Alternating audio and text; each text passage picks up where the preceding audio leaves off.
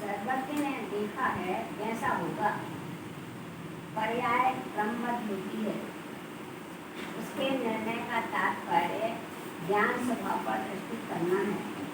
आत्मा करता नहीं किंतु क्रियाकारी है। कितना बड़ा सिद्धांत है। सबसे पहले जिन्हें भगवान, उनके दो लक्षण, एक सर्वज्ञ और एक विश्वज्ञ।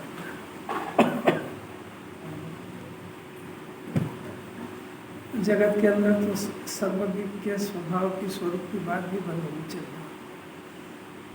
जिन्हें परमात्मा पूजा करो, नमोकार का जाप करो, सब कुछ क्रिया करो, और आप सबसे पहले सर्वज्ञ हो तो क्या ये तो बताओ। सर्वज्ञ, ज्ञ माने जानना, सर्व को, वर्तमान भूत भविष्य तीनों काल, समस्त द्रव्य, उनके गुण, उनके पर्याय वर्तमान भूत भविष्य, आत्मा के अनंत गुण, स्व अनंत गुण के एक एक पर्याय, पर में तीन सब जीव उद्गत सबकी वर्तमान भूत भविष्य की पर्याय, इसको एक समय में जानते हैं। ऐसे परमात्मा है। दूसरा कोई जगत में ऐसे देव है भी नहीं है, हो भी नहीं सकते। पहले सर्वज्ञ की तो डिसीजन हो, तब फिर इसको प्रश्न आएगा कि जब मेरी तो सब वर्तमान भूत भविष्य के सब पर्याय उन्हें जान ली तो मैं क्या करूँ, ये प्रश्न खड़ा होगा। और पहले सर्वज्ञ का स्वरूप तो पता लगे, बस एकदम से उसको पूजा पाठ रद्द कर क्रियाकांड में झोंक दो उसको। अगर सर्वज्ञ के स्वरूप को जाने बगैर तो पूजा पाठ वगैरह करेगा किसकी, लगेगा किसको। दूसरा विशेषण वीतरागता। वीतरागता बहुत बड़ा विशेषण है। किसी भी ज्ञेय के प्रति जरा सी भी बचक राग या द्वेष खलास हो गया, वो तो अपने आदर्श है। जब भी अपने को किसी तरह की प्रतिकूलता आएगी से संसार में शामिल सभी को प्रतिकूलता आए, कुछ भी समझ में नहीं आया, कुछ भी मन नहीं लग रहा हो, अनमना हो, शारीरिक अस्वस्थता हो, आर्थिक हो, सर्वज्ञ परमात्मा को याद करो, दुख जिंदा नहीं रह सकता। सर्वज्ञ परमात्मा को याद करो तो कोई की कषाय का नशा नहीं रह सकता कि मैं बहुत बड़ा हूँ। काय का बड़ा है, सर्वज्ञ का नाम भी सुना है, उनसे बड़ा कौन है दुनिया के अंदर। तो काय से बड़ा हो गया तुम, संयोग से उनके पास जो हुए अरहंत बने थे, जब जो था ना वैभव समोसरण का, वो किसी देव के पास भी नहीं होता। कितना है इसके पास, और इसका है काम। वो विचार अपने कषाय को शांत करने के हैं। और वीतराग था, कोई जगत के अंदर कोई पदार्थ अपना है ही नहीं, तो राग करने लायक क्या काम उसको। दो विशेषण, पहली बात सर्वज्ञ ने देखा वैसा होगा, दूसरी बात पर्याय क्रमबद्ध होती है। ऐसा वस्तु का स्वरूप, वो जिनेन का स्वरूप है, ये वस्तु का स्वरूप है। एक एक द्रव्य है, वो परिणमन कर रहा है, वो परिणमन क्रमबद्ध कर रहा है, परिणमन कर रहा है, उसी को पर्याय कहते हैं। वो क्रमबद्ध हो रही है। चेतन की क्या चेतन की, दोनों जगत हर पदार्थ की, क्योंकि पर्याय द्रव्य तो परिणमन स्वभावी है, परिणमन स्वभावी है, और उसका जो परिणमन हो रहा है उस परिणमन को पर्याय कहते हैं, और वो पर्याय क्रमबद्ध होते हैं। अब ये जो जीव है इसके अंदर अनंत गुण है। अब इस दूसरे गुणों की बात नहीं करते अपन, तो रागादि चारित गुण की बात, तो जानने के ज्ञान गुण की बात। अब इसके अंदर पर्याय क्रमबद्ध हो रही है। इसको जिस समय जो राग होने वाला वही होगा उसके क्रमबद्ध। तो जो ज्ञान जिस जिस पदार्थ को जानने का उसका काल होएगा उस ही को जानेगा। ये वस्तु स्वरूप को समझे बगैर जैन दर्शन की ABCD भी समझ नहीं आएगी। ABCD की बात है, प्राइमरी बात है। सोचो जरा कि ये खाली 2 सिद्धांत भी किसको समझ में आते हैं, जैन कुल में आया नहीं आया, सब किसने सुना, क्या करे।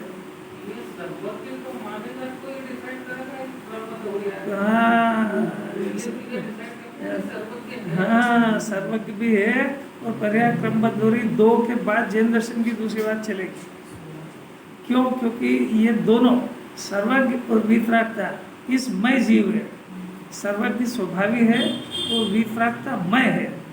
इन दोनों की जगह विपरीतता चल रही है। सर्वज्ञ की जगह अल्पज्ञ और वो बेहोदा, और वीतराग की जगह रागी देशी। भगवान बना तो इससे उल्टा होगा ना, भगवान से ये उल्टा, इससे भगवान उल्टे। जैसा होगा वैसा सर्वज्ञ ने देखा है। हाँ, तो जैसा होगा वैसा सर्वज्ञ ने देखा है, ये बाद में खेलेंगे। पहले जैसा उन्होंने देखा वैसा होगा, उससे इसकी कषाय शांत होगी। अब वो जब ये कहेगा कि जब ये तो उन्होंने देख लिया, अब देख लिया तो मैंने बंद किया, अब वो तो जैसा उन्होंने देखा वैसे ही होगा। नहीं नहीं, जैसा तू करेगा वैसा उन्होंने देखा। तो वो स्वच्छंदी होता है। जो स्वच्छंदी होगा वो अपने एजेंडे में नहीं है, अपन अपनी बात कर रहे हैं। अगर अपने को ऐसा लगे कि अपने तो अभी अगले भव अनंत भव संसार के जिन्हें भगवान ने देख लिया, अब अपन क्या तो पुरुषार्थ करें जो पर्याय क्रमबद्ध में आएगी। अब आपने तो इतना बांध दिया कि राग भी क्रमबद्ध हो रहा है और वो जो जानने वाला ज्ञान है वो भी क्रमबद्ध हो रहा है। तो अभी बताओ मेरे ज्ञान के अंदर वेद ज्ञान का चांस बचेगा? क्योंकि ज्ञान को तो आत्मा को विषय बनाना ही नहीं है। तो तूने ये बात कैसे मन से कही कि आत्मा को विषय नहीं बनाना? ये तू बात कहाँ से लेके आया? ये खोटे ज्ञान में पैदा होती है। सब बात समझ में आ रही क्या? एकदम अद्भुत अपूर्व अलौकिक बात। जैनी ही भाग्य लिखा के लाया है और अभागा ये है कि पूरे जैन कुल में आके 2 बातें नहीं समझ पाया कि हमारा परमात्मा वीतरागी और सर्वज्ञ है। वीतरागी सर्वज्ञ ही जिन्हें भगवान होते हैं और हम भी वीतरागी और सर्वज्ञ होने के लिए जिनवाणी सुनते हैं। तीसरा कोई कारण नहीं है। इसके आगे राग द्वेष विभाव है, अनादि से आज तक नहीं समझ पाया है। जब विभाव है तो उसका अभाव काय को करेगा? विभाव को कर्तव्य समझ चुका है श्रद्धा में। जिनवाणी को जो काम कराना हर पार बात है, बहुत अनंत पुरुषार्थ। टोडरमल ने तो लिखा है जिस राग द्वेष को स्वभाव समझता है उसका अभाव काय को करेगा? उसके खिलाफ भी बलवता लड़ेगा। वो परिवार को स्व जानता है, आपके पर है तो आपके पास बैठ जाता है। यही कोई अद्भुत पुरुषार्थ है। आपके पुण्य का उदय है कि उसने माथा नहीं फोड़ा, नहीं तो बात तो ऐसी है। जिसके लिए जी जान लगा रहा आप उसको पर कह रहा हो, और नियम साथ में तो कह रहा सुथेरों की टोली है, ठगों की टोली है। अब सुसैन करेगा ये? ये तो गुरुदेव की प्रताप है जो श्रोताओं का इतनी बुद्धि उनको दे गए कि इस बात का विरोध नहीं करे, इसको झेले और समझने का प्रयत्न करे कि भाई उनके पीछे जो तेरे परिणाम होते हैं तो इसका फल तू भोगेगा। तो अब बता, उनके पीछे तूने सारा पाप करा है ना, तो उन्हीं के पीछे करा है तो इसका दुख तू भोगेगा। इसलिए वो तेरे को मोक्ष के कारण बने कि पशुपति के कारण बने? नाराज क्या होता, सुनता क्यों नहीं? कैसी कैसी बात है, ज्ञान से हल हो गया इसका। अब 2 बात हो गई, तीसरी बात है अब उसके निर्णय का तात्पर्य। जैसा मैं निर्णय करूं, उसका निर्णय का नाम है इसकी दृष्टि। सर्वज्ञ को जानेगा तो जगत में किसी भी पदार्थ की पर्याय को बदलने का इसको कोई अधिकार नहीं है, ऐसा समझ जाएगा तो ज्ञान अपने आप में स्वभाव की तरफ झुकेगा। ज्ञान उधर बद नियति से झुक रहा है। 2 काम कर रहा है कि या तो किसी गेय को अपना बनाना चाह रहा है, या उसकी पर्याय बदल रहा है, और या तो उसमें सुख मिल रहा है। जब उस सर्वज्ञ से इस बात को जान लेगा तो ज्ञान ये तीनों काम करना बंद कर देगा, तो स्वभाव के पास आ जाएगा। इसका नाम पुरुषार्थ है। इस ज्ञान को अपने ज्ञायक का डिसीजन, इसका नाम पुरुषार्थ है। ये पुरुषार्थ सर्वज्ञता स्वीकार करने पर पुरुषार्थ का जन्म होता है, पुरुषार्थ का अभाव नहीं होता है। ज्ञान को घर में लौटा के लाना ये पुरुषार्थ है।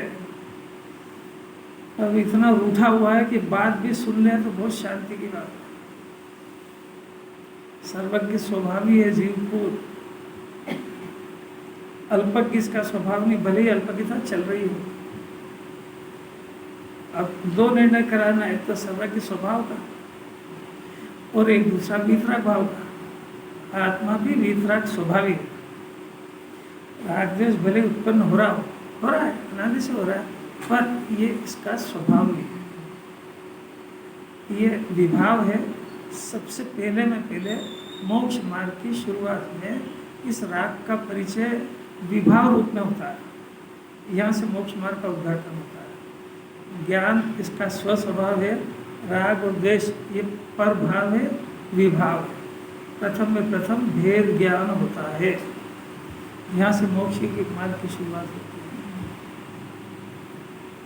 है। वो शांति से समझना, यहाँ अपन मोक्ष मार्ग को प्राप्त करने के लिए बैठे हैं। यहाँ पे शास्त्र पढ़ के एक दूसरे को सुनाए उसके लिए नहीं बैठे। जिनवाणी का प्रचार प्रसार सब भाग्यशाली भव्य जीव के अपने आप हो जाएगा। कोई बोझा नहीं है माथे पे। घर कुटुंब परिवार का बोझा छोड़ के और यहाँ इस नए धंधे में मत लग जाना। अपना हित कर लेना, उसको समझना है क्या काम है, अपना क्या सौंपा है जिन्हें भगवान ने। सर्वज्ञ स्वभाव को स्वीकार करो, वीतराग भाव को स्वीकार करो। सर्वज्ञ सर्व को जाने ऐसा जीव का स्वभाव है, करे कुछ नहीं ऐसा स्वभाव है। करने में इसकी बुद्धि लग गई है, देखता वैसे क्या करूं, करना स्वभाव नहीं है। जो सहज क्रमबद्ध हो रहा उसको जानना ये स्वभाव, ये जानना स्वभाव है। ये भी अधूरी बात है। सर्वज्ञता को स्वीकार करके सर्वज्ञ स्वाभाविक आत्मा को जानना, उसको जानते हुए पर जानने में आ जाते हैं। ऐसा ही जीव का स्वभाव है, करने कराने का कोई स्वभाव नहीं।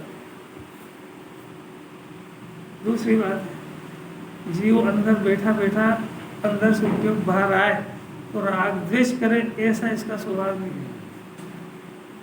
उसको देख करके ज्ञाता रहे, निराकुल रहे, ये स्वभाव है। राग करेगा तो आकुलता मूल्य आएगा। जितना सरल, ये कोई अपने पुण्य की लॉटरी खुल गई जो इतने सरल शब्दों में अपने पास आ गई जिनवाणी। पूरी जिनवाणी का मर्म है। कहाँ मिले, कितने साल पढ़े तब समझ में आया उसको। कैसी अद्भुत बात है।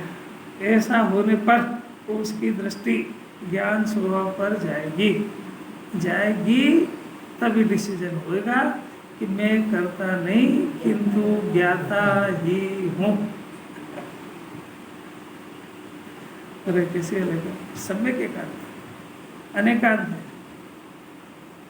कथनचित करता हूँ, कथनचित ज्ञाता हूँ नहीं है। अनादि से जान रहा है कि मैं करता हूँ, अब कह रहे करता नहीं, ज्ञाता है।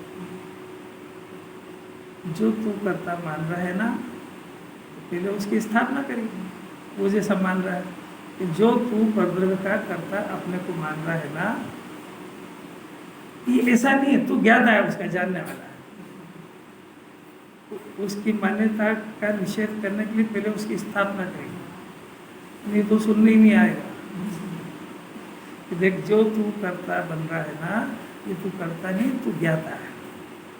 तो जब ज्ञाता स्वीकार करेगा ना, तो फिर इसको एकांत करेंगे। तो ज्ञाता ही है, करता नहीं। कैसे भाई, इसका नाम अनेकांत है। नहीं तो समझेगा कि कथनचित करता है, कथनचित ज्ञाता है। अद्भुत चर्चा, अद्भुत इंटरेस्ट लेना चाहिए। जिज्ञाता है कि करता है, कभी फैसला ही नहीं हो पाया उसका। प्रश्न ही नहीं खड़ा किया ना कि मैं करता हूँ कि ज्ञाता हूँ। बोलो, अपने कितनी बार सोचते घर के अंदर कि अपन करता है कि ज्ञाता। जिस काम को करने के लिए अपन आकुलित व्याकुलित हो रहे, उसके करता है भी कि नहीं, ये प्रश्न वहाँ खड़ा हुआ कि नहीं आज तक भी। नहीं हुआ है, तो सोचने का अवसर हुआ। खालीपना लगता है, ये तो विकल्प नहीं आते ना, तो अरे आज तो कुछ कही नहीं। ज्ञान को यही तो सब्जेक्ट है, जिनवाणी मने अविचारित बात को देगी, और विचारवान जीव सम्यक्त का अधिकारी। वो इतना ही ज्ञान नहीं तो खुलवा रहे हैं कि कर्ता बुद्धि है। आप जो भी कुछ करना चाह रहे हो, धन कमाना, रोटी बनाना, बच्चे का खेल, जो भी कुछ आप कर सकते हो कि नहीं, पहला डिसीजन आपको अधिकारी बना के ऑफिस में बिठाया, तो सबसे पहला ये है कि वो आपके पावर में है भी कि नहीं। नौकरी से 1 मिनट में निकाल देगा तेरा पावर, न तो तेरे को पावर का पता, ना पावर का यूज पता था। बताओ कौन सा पद ऐसा दिया, किसी मंत्री का, संसद का, विधायक का, कोई सा भी पद, उसको सबसे पहले अपना क्राइटेरिया पता होना चाहिए, मैं क्या कर सकता हूँ। इंदौर का कलेक्टर उज्जैन में आर्डर मारेगा, 2 टप्पी बात है। उपराष्ट्रपति को इसी बात देना पड़ा। बस अविचार में समझ जाओ सब। अपने को अपने अधिकारों का पता नहीं है, परद्रव्य की कर्ता बुद्धि माने अपने अधिकार का मिसयूज, और मिसयूज का फल वो पद छीन लिया जाता है। मैंने ये जीव एकेंद्रिय में सफर करेगा, क्योंकि संगी पंचेंद्रिय में इसने अपने पद का दुरुपयोग करा। सर क्या दुरुपयोग करा कि तुमने दूसरे की स्वतंत्रता का नाश किया, तुमने उसकी पर्याय को बदलने का काम करके उसको महासंकट में डाल दिया, और खुद भी संकट में आ गया। किसी को काम बोलो तो वही दुखी होता है कि ये भी होता है,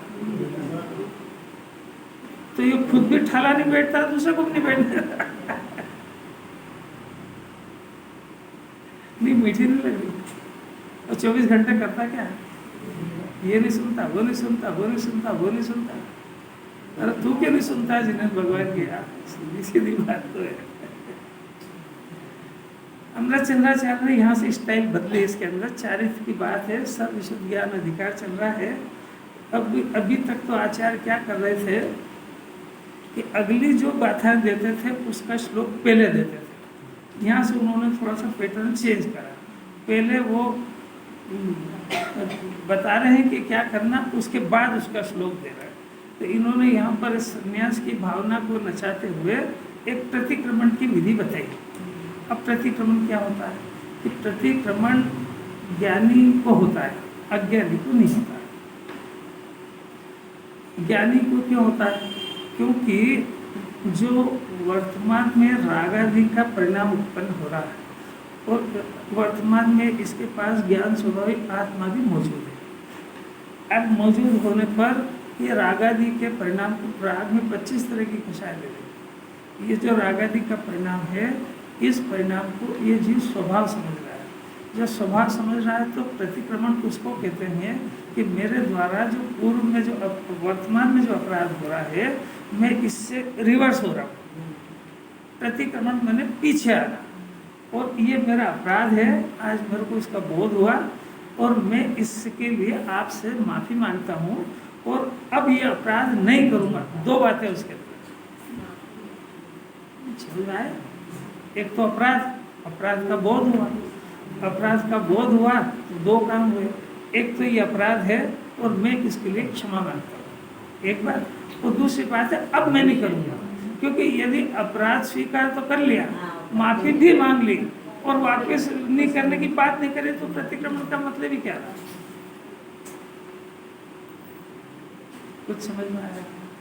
अज्ञानी को क्यों नहीं होता? ये प्रकरण चल रहा है, इसलिए नहीं होता कि राग द्वेष 25 तरह की कषाय को विभाव समझते ही नहीं है, तो काय के लिए प्रतिक्रमण करेगा? उसको होता ही नहीं, क्योंकि विभाव राग द्वेष को स्वभाव समझता है। राग द्वेष ही नहीं है उसके अंदर, राग द्वेष तो नाम लिया।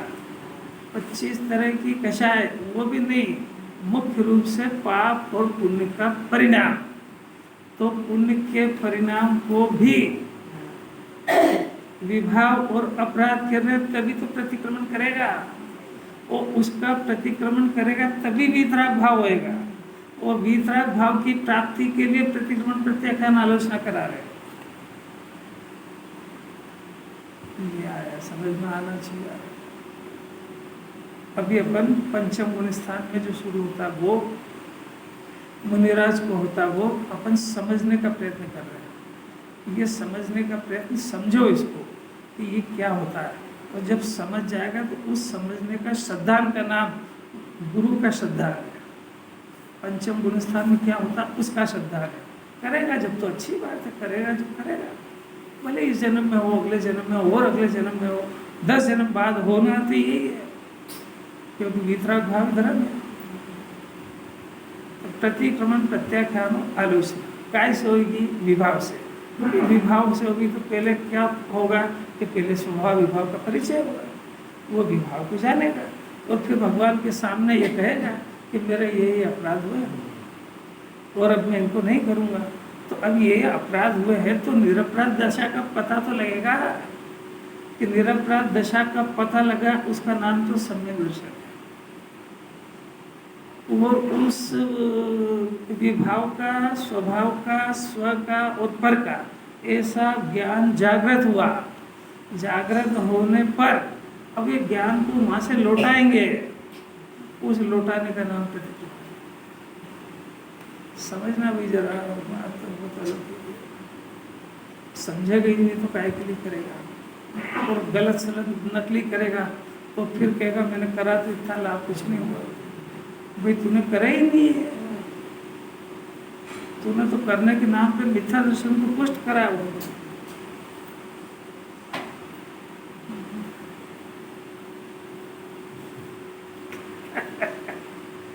ये गुरुदेव का पेपर।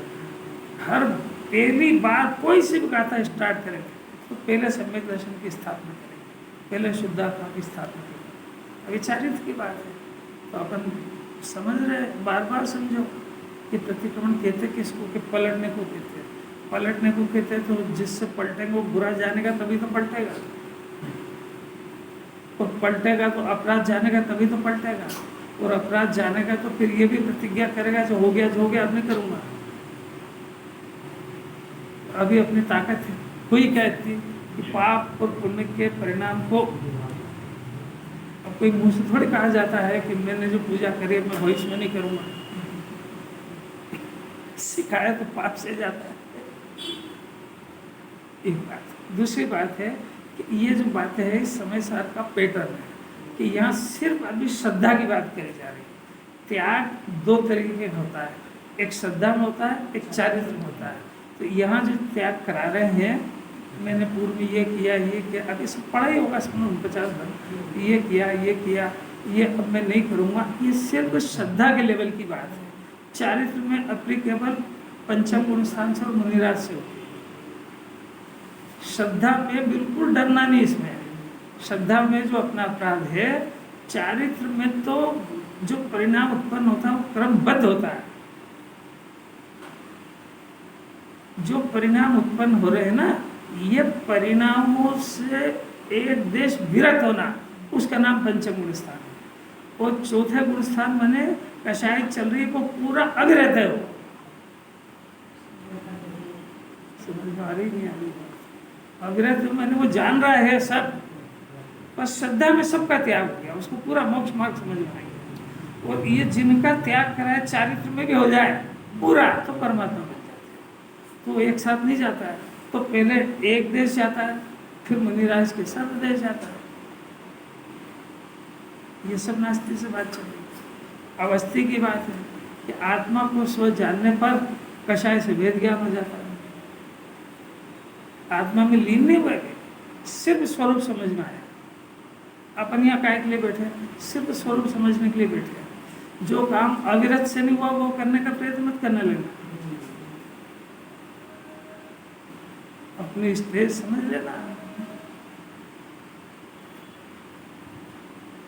कैसी बात है।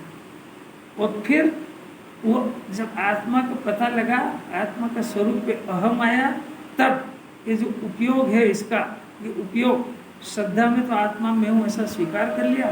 ज्ञान अब ज्ञायक में एकाग्रता करने लगा, और करने लगा तो वो जितना एकाग्र होता है उतनी कषाय का अभाव होता है। ऐसे अस्थि पूर्वक नास्ति होती है।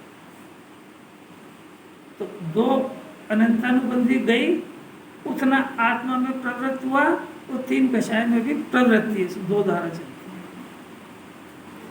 मुनिराज बनने पर, पंचम गुण स्थान आने पर अनंतानुबंधी भी गई, अप्रत्याख्यान भी गई। इतना स्वभाव में डूब चुके हैं और 2 कषाय का सद्भाव, इतनी प्रवृत्ति भी बाकी है अभी। और मुनिराज के 3 का अभाव हो गया, उतनी आत्मा में प्रवृत्ति हो गई है। तो प्रतिक्रमण, प्रत्याख्यान, आलोचना, जितनी कषाय का अभाव हुआ उतना 24 आवर चलता है। रात में भी मोक्ष मार्ग समझ में आ रहा है पूरा पैटर्न। पहले एक इसका आउटलाइन तो खिंच जाए ज्ञान में कि जिनवाणी क्या चाहती है, कहाँ से शुरू होता है और कैसे होता है। और ये जब आत्मा में पूर्णतया लीन हो जाए तो इधर कषाय का भी पूर्णतया अभाव हो जाता है। तो जैसा द्रव्य था वैसी पर्याय हो गई, इसको जिनेन्द्र परमात्मा कहते हैं। प्रतिक्रमण, प्रत्याख्यान और आलोचना पंचम गुण स्थान से चारित्र की शुरुआत। जन्म तो चौथे में हो जाता है, पर अंकुर थोड़ा सा फूटा है, बड़ा यहाँ से होता है पंचम से। वो बात चल रही है। अब प्रतिक्रमण की चर्चा हुई। अब प्रतिक्रमण का अमृत चंद्राचार्य श्लोक कह रहे, बहुत ही अद्भुत संन्यास की भावना को नचाया। इसके बाद देखो इसके अंदर एक शब्द बार बार आया, जो मैंने पूर्व में अन्य को करते हुए अनुमोदन किया, वो दुष्कृत मिथ्या हो। मिथ्या हो का अर्थ आचार्य ने यह दिया है। आचार्य को पता था इसको कि कई तरह की इसको शंका होगी। देखो पेज नंबर 543 श्लोक नंबर 226 मिला। श्लोक नंबर 226 सर्व विशुद्ध ज्ञान अधिकार, पेज नंबर इसमें 543 है। 49 भंग है। 49 भंग में पहले प्रतिक्रमण के भंग कह दिए उन्होंने। अब प्रतिक्रमण का श्लोक कह रहे हैं। अच्छा पढ़ो।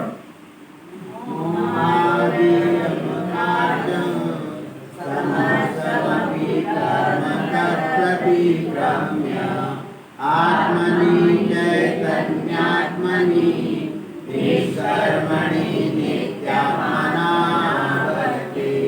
देखो श्लोकार्थ, मैंने पहली बार जो मोह से यानी मिथ्या दर्शन से या अज्ञान से, ये दोनों के कारण जीव अपराध करता है। एक तो मोह के कारण और एक अज्ञान के कारण। अज्ञान क्या है कि आत्मा के स्वरूप को नहीं जानना, वस्तु स्वरूप को नहीं जानना, जिनेन्द्र परमात्मा के स्वरूप को नहीं जानना, मोक्ष मार्ग के स्वरूप को नहीं जानना, ये अज्ञान। अज्ञानी को धर्म क्यों नहीं होता है? क्योंकि अज्ञानी का ज्ञान ही अज्ञान है, उसको वस्तु स्वरूप कुछ पता ही नहीं है। तो वो धर्म के नाम पे उसकी जितनी बुद्धि है वो करा करता है। जिसको तत्व अभ्यास नहीं है, वो मंदिर में पूजा की सामग्री थाली पर खड़ा है। अब वो कब समझेगा इस बात को कि सामग्री इस थाली से इस थाली में जाने का नाम पूजा नहीं है, ये पुद्गल की क्रिया है। वो इससे न पाप होता, न पुण्य होता, न धर्म होता। कैसे? सामग्री इधर की उधर जाने से। अब मैं करता हूँ, इसका नाम मिथ्या दर्शन। कब समझ में आएगी? ये जो तत्व समझे उसको समझ में आ सकती है कि ये उस क्रिया का जो वो क्रिया हो रही है, उस क्रिया के अंदर यदि उसका परिणाम शुभ हो तो पुण्य होता है। तो उस क्रिया का कर्ता यदि अपने को मानता है कि मैंने सामग्री चढ़ाई, इनने गलत चढ़ा दी, ये बहुत सारी चढ़ाते हैं, ये कम चढ़ाते हैं, ये मुट्ठा भर के चढ़ाते हैं, और वो यही देखा करेगा वहाँ। और मंदिर में तो सब तरह के चीज़ है। कोई विवेक से चढ़ाता है, कोई अविवेक से चढ़ाता है। मंदिर की सामग्री चढ़ाए जाओ, भैया तू घर से ला के चढ़ाते रहो, ज़्यादा शोर। तो इतनी बात कौन करे?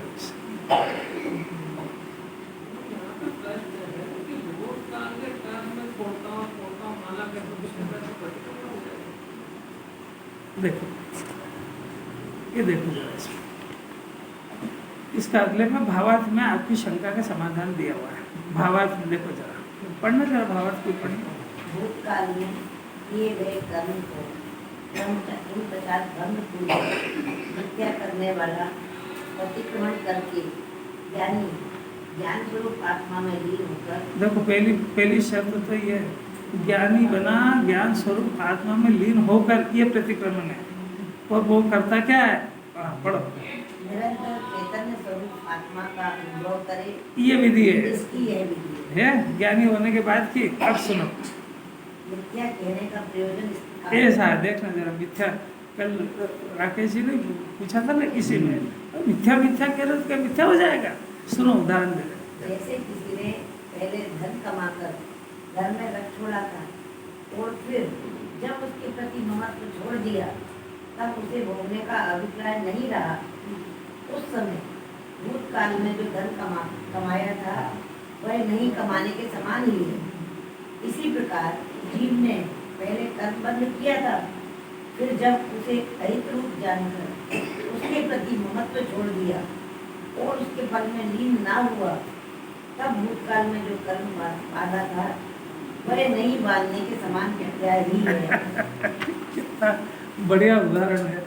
और भाई ये सब काम होता वर्तमान में, तो वर्तमान में उस परिणाम से विरक्त हुआ तो वो सभी परिणामों से हो गया।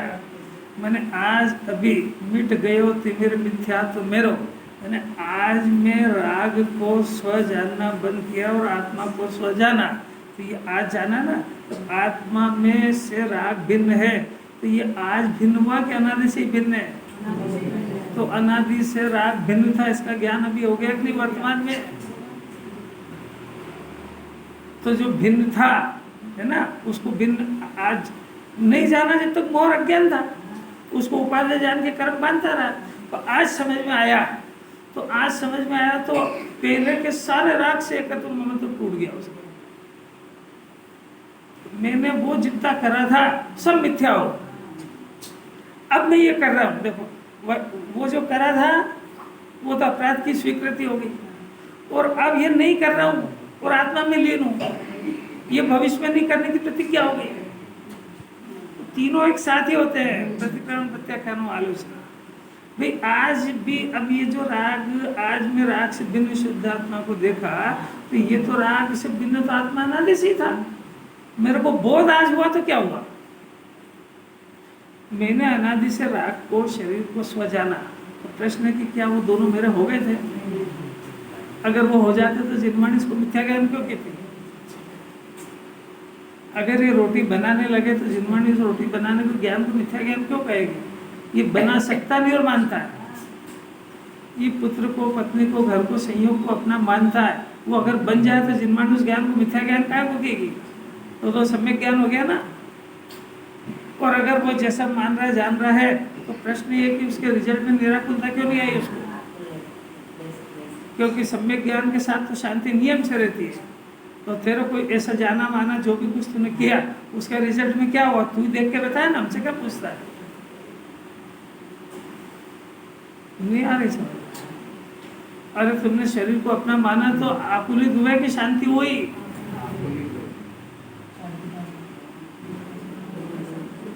अनंत पुरुषार्थ है, बहुत शांति से समझने का मार्ग है। वो वाद विवाद का मार्ग थोड़ी है। फिर ऐसा क्या होगा, वैसा क्या होगा, अरे ऐसा क्या होगा, वैसा क्या होगा, ये प्रश्न जो है बार बार केवल को याद करना हो जाएगा। ऐसा क्या होगा, वैसा क्या होगा, नहीं केवल ने देखा वैसा होगा, तो तेरे ये कर, क्योंकि समस्या सताएगी उसको। साहब देखो आपकी बात मान लो और मैं सब घर के ध्यान रखना बंद कर दूं, बच्चों का भी कर दूं, घर का भी कर दूं, तो घर का तो नाश हो जाएगा। और तेरा नाश होगा कि घर का होगा, ये बताओ। दोनों में से कौन टॉप है? उनका नाश मंजूर है कि अपना?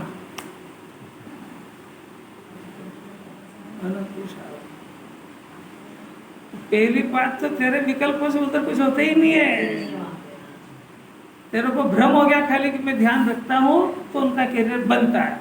बिल्कुल झूठी बात है, 101% झूठी है। उस विकल्प से उनका कैरियर नहीं बनता है, तेरे कैरियर का नाश होता है। क्योंकि इस समय में इस विकल्प से भेद ज्ञान करके आत्मा जानने का पुरुषार्थ छोड़ चुका है। और अब ये घड़ी वापस आएगी कि नहीं, इस बात की कोई गारंटी नहीं। क्यों? क्योंकि तुमने संगी पंचेंद्रिय पने के इस ज्ञान का दुरुपयोग करा है। संगी पंचेंद्रिय पने का ज्ञान तुमको ज्ञाता बनने के लिए मिला था, पर के भाग्य को बदलने के लिए नहीं मिला था। और वो जो तुमने काम किया है वो वस्तु स्वरूप से विपरीत किया। कब किस घड़ी में ये बात अपने हृदय में उतरी, कहना बहुत आसान है। सम्यक दर्शन की बात तो पुरुषार्थ पड़ता है, क्योंकि वो चारित्र की पर्याप्त फिर से उल्टे काम ही करती है।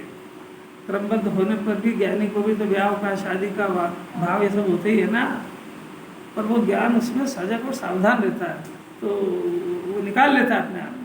तो ये ज्ञान बेहोश हो जाता है, तो ये उसमें डूब जाता है। ये अपने मन को समझाता नहीं, अभी ठहरो, अभी तो मेरे लिए ये जरूरी है, वो जरूरी है। अरे तू जी ये जरूरी में तेरी अगले क्षण तू जिंदा रहेगा कि नहीं, ये सांस बाहर गई अंदर आएगी कि नहीं, तेरे को पता भी है। नहीं समझता है। समाज को, परिवार को उसने सर्वोपरि कर दिया, आत्महित को गड्ढे में डाल दिया। दुर्दशा क्यों नहीं हो जी? ये तो बार बार ये देखे कि ये गुरुदेव की कृपा से तत्व जिंदा और अपने कान में पड़ रहा है, जिसका लोप ही हो गया था पूरा। और आज भी जो केवल वही बचे सुरक्षित, जो इस तत्व से हटे से, जो जिन्होंने इस तत्व का संगति छोड़ी है, उनकी दुर्दशा का पार नहीं। जैन कुल मिलना मुश्किल है और एक तत्व की बात सुनना मुश्किल है। उसको ये सुनना भी मुश्किल है कि तेरा जन्म परमात्मा बनने के लिए हुआ है। चारित्र प्रकट करे वो तभी तेरी ताकत नहीं, पर चारित्र को समझने के लिए तेरा जन्म हुआ है। अनंत का स्वरूप समझ ले जन्म में। अरे कितनी बात है। तो देखो अभी तो अपनी बात चल रही है।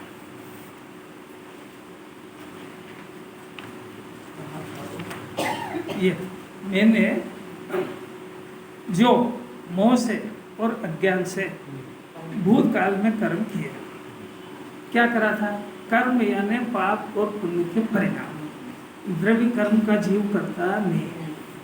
जीव क्या कर सकता है कि जीव केवल पाप और पुण्य के परिणाम को कर सकता है, वो भी अज्ञान दशा।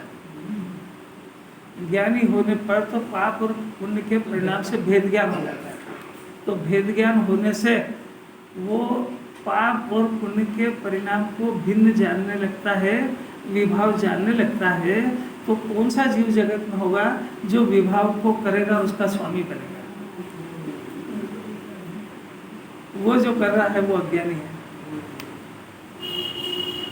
ऐसा अनादि का ज्ञान करा रहे हैं, आज की बात नहीं है, बहुत गंभीर बात है। कर्म यानी भाव कर्म माने पाप और पुण्य का परिणाम, और वो परिणाम इसी अनादि काल से कर रहा है। तो इस जन्म के पहले इस जीव ने जो पाप और पुण्य का परिणाम करा था, उसमें वो परिणाम आत्मा को भूल के करा था। ज्ञानी के भी पाप और पुण्य का परिणाम होता है, पर वो आत्मा को, ज्ञान को सजग रह करके होता है। ज्ञानी के पाप और पुण्य का जो परिणाम होता है वो मजबूरी में होने वाला परिणाम है, वो अस्थिरता जन्य परिणाम है।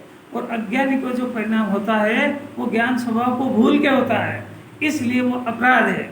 और वो इसने जो पूर्व जन्म में करा था, तो उस पुण्य और पाप के परिणाम में इसको तुरंत 8 कर्मों का बंधन हुआ था।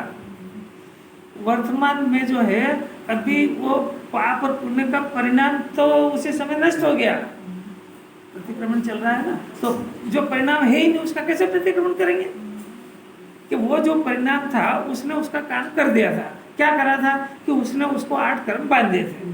वर्तमान में क्या हुआ कि एक तो 8 कर्म उदय में है और एक 8 कर्म का फल भी उदय में है। समझ में आ रही थी थ्योरी? ये समझते जाना।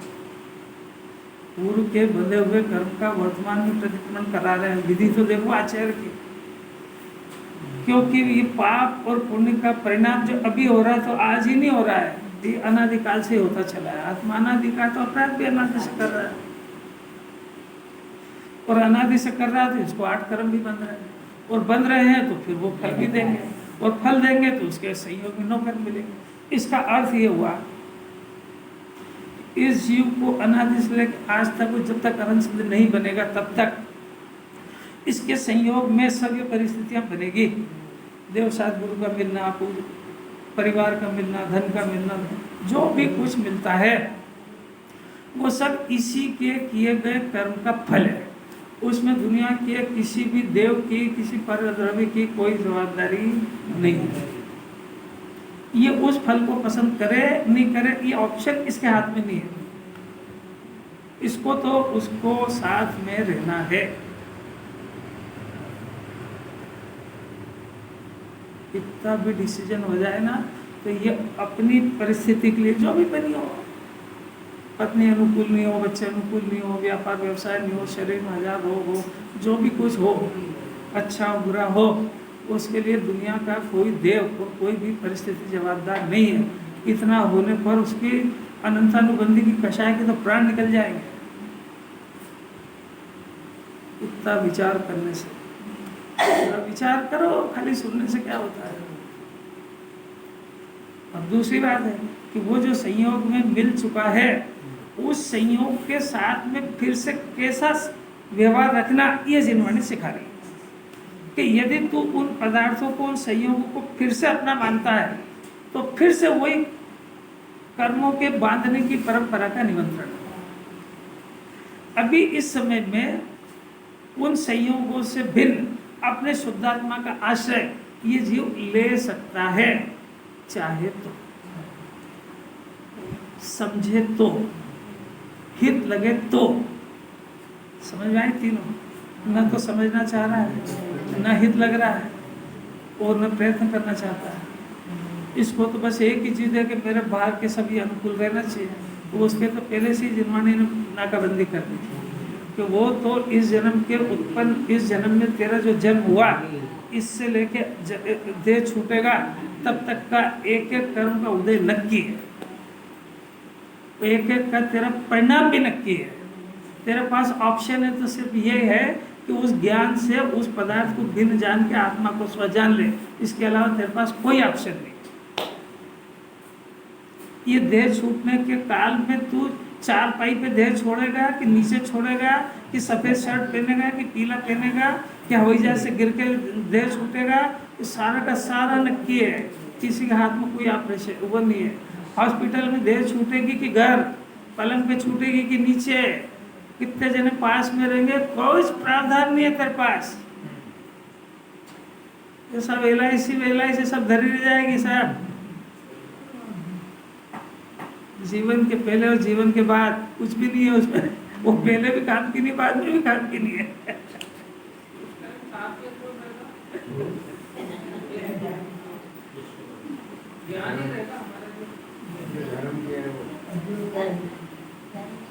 अभी बरसात है ना, बरसात अब यहाँ तो सिटी में दिखता नहीं है इसको। जब कहीं बाहर जाओ तो छत्ते के छत्ते जी मिलते हैं। छत्ते समझते हैं? चींटियों का छत्ता, मकोड़ों का, बारिश के कीड़ों का छत्ता, ये साथ में रहने की भावना का फल है। वहाँ इतने लोगों के साथ रहना चाहता था ना, वो सब मिलते हैं साथ में। वहाँ रखो किसको याद रखना, पूरी जिंदगी तो एक है, तो भावना पड़ाई इसको। अकेला मरता अकेला जीता है, 12 भावना पड़ाई इसको। ये जीव अकेला जन्मता है, माँ के पेट में अकेला, जीवन भर अकेला रहता है, देह छूटता अकेला है, फिर ये दूसरों के बारे में सोचते ही क्यों है?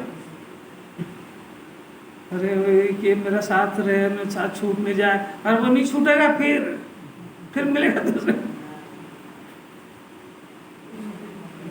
अरे नहीं समझ पा रहा है, ये समझ नहीं पा रहा है कि वो अगले जन्म की सारी डोर इसके हाथ में है। संयोग कैसा मिले, कैसा चाहिए नहीं चाहिए, संयोग चाहिए ही नहीं, सब परिणाम इसके हाथ। अब भी वर्तमान इस घड़ी से ऊंची कोई घड़ी नहीं जिस समय एक बात इसके कान में पड़ रही है, तो यही पुण्य का उदय है।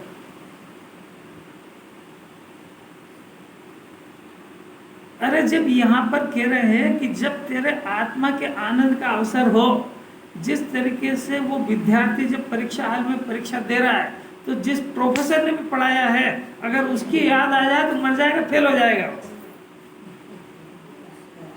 कि वहां उस समय सिर्फ जो तूने पढ़ा है उसका उत्तर लिख इसमें, बस किसी को याद मत करना। परिवार को, वो टीचर वही है जिसने पढ़ाया और वही राउंड लगा रहा है, साहब आपका बहुत उपकार है, आपके चरण छूता हूं, मर जाएगा, एक मिनट भी छोड़ने का नहीं है तेरे। ऐसा इस जीव को जिनवानी ने जो आत्मा पढ़ाया है, तो आत्मा के आनंद का मौका है तो पंच परमेष्टि को याद मत कर लेना कि बहुत बड़ा उपकार है, आपने मेरे को आत्मा दिखा दिया और ये दिखा दिया, मर जाएगा, इस दो से बाहर आ जाएगा। तो जितनी पढ़ाई करी है, ये प्रायोग लब्धि से करण लब्धि में जाने की बजाय वो विशुद्धि में आ जाएगा फिर से। अरे कौन समझे इस बात को, क्या उसको ये कि भूत घुस गया बस। और कोई यार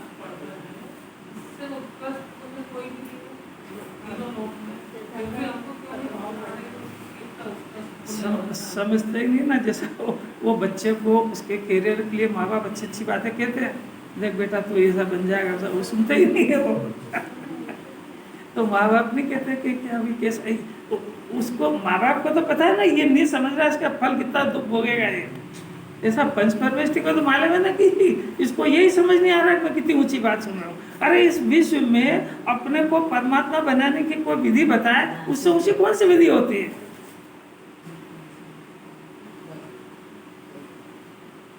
धन के लोभी को ये कहा जाए कि आज तुम शमशान घाट में जाओ रात को 12 बजे और वहां तुमको सोना बनाने की विधि बताई जाएगी, बताएंगे शमशान घाट, और रात को 12 बजे, और अकेले आना, घर वाले को लेके मत आना। बोलो वो जाएगा कि नहीं, वो उसकी घरवाली भेजेगी कि नहीं, और मर जाएगा तो वो भेजेगी। अरे जा, क्या कोई मरता है क्या, वो भेजेगी। तुम धन की कीमत नहीं समझते। अब नहीं जा रहा, अगर मान लो नहीं जा रहा है, तो वो धन की कीमत कुछ नहीं समझता है। वो अपना जो दरिद्रता है ना, वो दरिद्रता का हल नहीं जानता कि अगर सोना बनाने की विधि आ गई तो मेरी दरिद्रता जन्म जन्म तक दूर हो जाएगी। ऐसा है जो परमात्मा बनने की विधि से ऊंची कोई समझता है, वो समझता नहीं है रत्नत्रय क्या होता है, रत्नत्रय का फल क्या होता है, अरहंत दशा क्या होती है, सिद्ध दशा क्या होती है। ये वापस से माँ के पेट में जाना, औंधा लटकना, और फिर नौकरी व्यापार के लिए भटकना, और फिर मास्टर के डंडे खाना, फिर घरवाली की 25 बात सुनना, फिर बच्चे जब वो बूढ़े हों तो तुमको नौकर जैसा देखे तो कब मरेगा बुढ़ा, और ये सब आंखों से पढ़ लेगा, उनके परिणाम को सब खुद समझ जाएगा कि ये सब घर वाले चाहते क्या है। वो दिन की कल्पना तो कर सकते हो। बुजुर्ग आदमी को कोई रखना नहीं चाहता घर के अंदर, तो वो बोझा रहता है उसके ऊपर। अरे बहुत ये वितराग वाणी है भैया, कोई लाल लपेट नहीं है। जिसको समझ में आया समझो। समय हो गया, बताएंगे। अरे आचार्य तो बहुत खेल